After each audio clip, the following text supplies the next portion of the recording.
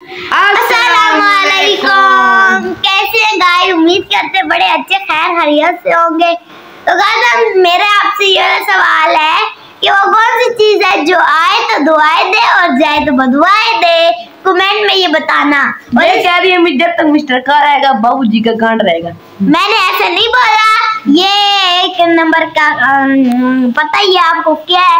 ये टिकटॉक सवाल बोल दिए। अच्छा जवाब। और ये टिकटॉकर भैया है, इनके कितने हैं? 5000 लाइक है टोटल एक वीडियो पे नहीं 5000 लाइक है। पोएट्री बनाते हैं, पोएट्री इसकी एडिट का लिंक हमने बायो में दिया हुआ है, आप जाके इसको फॉलो कर लें। अभी भी फॉलो भी करें, लाइक भी करें, कमेंट भी करें। हमने एडिट वीडियो बनाएंगे, वो भी बोल रहे हैं ना। सबके लिए वीडियो बनाएंगे, कमेंट्स में बनाएंगे। 1 मिनट पूरे होने लगे, जल्दी बोलो। ठीक है गाइस, अपने वो बोल दो एडी का नाम। एडी का नाम मेंशन करना। एडी का नाम मेंशन हुआ है तो आप उसको लाइक फॉलो जब तक मिस्टर कॉल रहेगा बाबूजी का गांड।